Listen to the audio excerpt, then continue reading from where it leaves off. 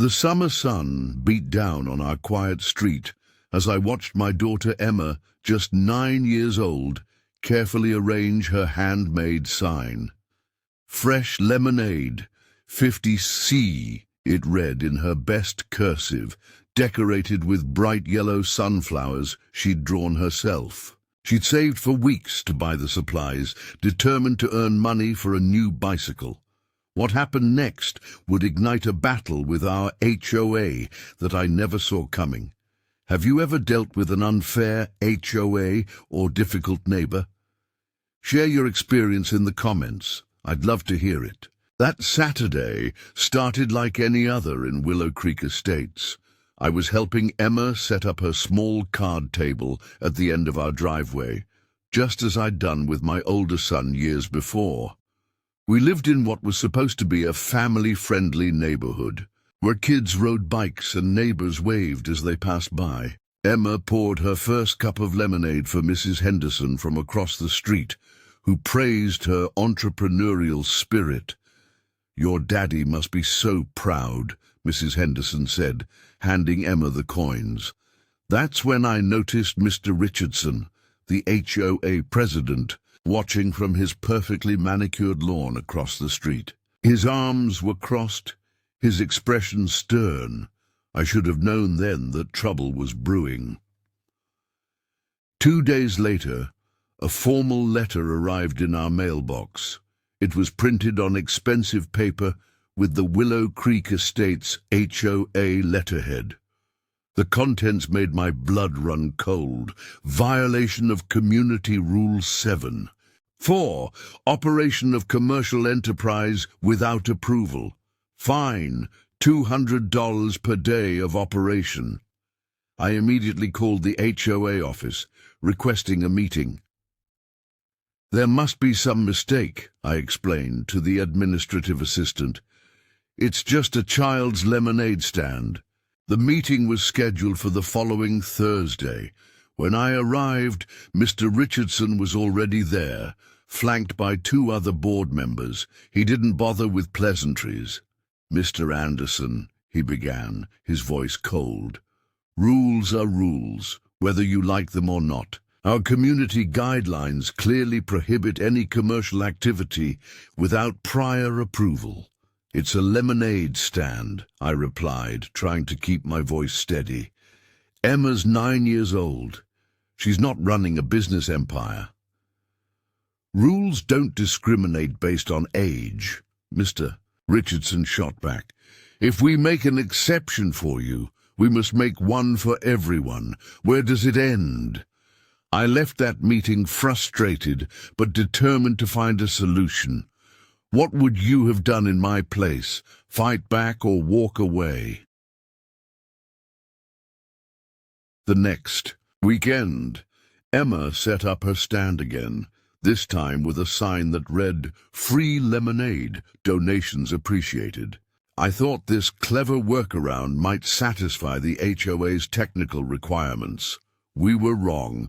Within an hour, Mr. Richardson appeared, camera in hand, taking pictures of Emma's stand. The next day, we received another violation notice. This time citing solicitation of funds and increasing the daily fine to $300. I had no idea the next letter in my mailbox would change everything. The third notice arrived via certified mail. It wasn't just about the lemonade stand anymore.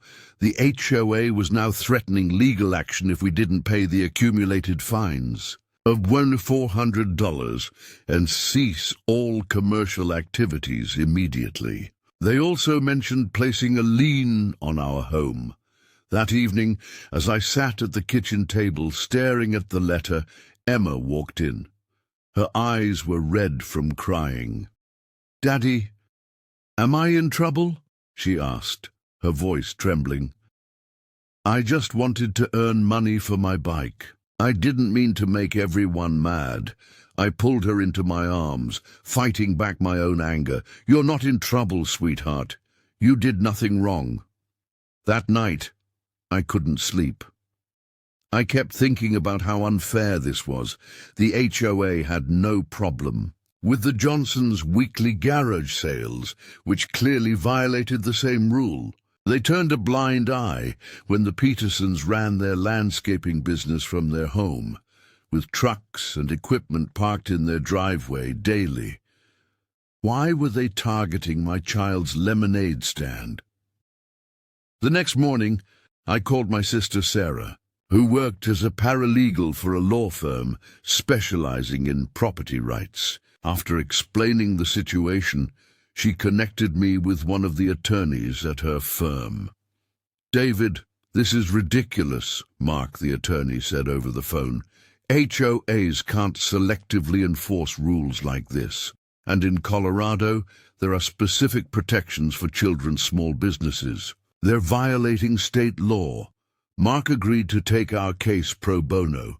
He sent a formal letter to the HOA board citing Colorado Revised Statutes, Section 3833.3209.5, which specifically protects children's rights to operate small businesses such as lemonade stands. He also requested documentation of all instances where the HOA had enforced Rule 7.4 in the past 3 years, as well as records of any other commercial activities they had permitted. The HOA's response was swift and petty. They not only refused to provide the documentation, but increased our fines to $500 per day and scheduled an emergency meeting to discuss eviction proceedings. I was furious, but Mark remained calm. "This is exactly what we want," he explained. "They're digging their own grave. Their overreaction will make our case stronger." The community meeting was packed. Word had spread about the HOA's treatment of Emma's lemonade stand, and neighbors came to show their support. Even Mrs. Henderson, who was usually quiet about neighborhood politics, stood up to speak. "I've lived in Willow Creek for 30 years, she said, her voice trembling slightly but firm. "Children have been selling lemonade on this street since before this HOA even existed. What happened to our neighborhood values?" Mr. Richardson tried to shut down the discussion, but the crowd wouldn't have it. One by one, neighbors stood up to share their own experiences with the HOA's selective enforcement. The Johnsons admitted to their weekly garage sales. The Petersons acknowledged their landscaping business. Others shared stories of being fined for minor infractions, while board members violated the same rules without consequence. Mark then took the floor, presenting his case with quiet authority. He explained how the HOA was not only violating state law, but also their own bylaws through selective enforcement. He detailed the potential legal consequences, including personal liability for board members and the possibility of the court dissolving the HOA entirely. "The question before you tonight isn't really about a lemonade stand," Mark concluded. "It's about what kind of community you want to live in.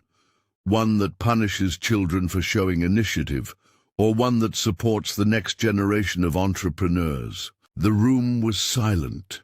Mr. Richardson's face was pale. He tried to speak, but nothing came out.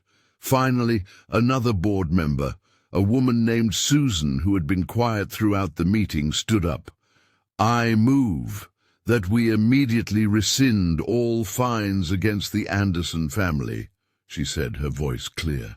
"And I move that we revise Rule 7.4 to specifically permit children's lemonade stands and similar small enterprises." The motion passed unanimously. Mr. Richardson resigned from the board the following day. A week later, Emma set up her lemonade stand again. This time, she had customers from all over Willow Creek Estates. Some neighbors bought lemonade they didn't even want, just to show their support.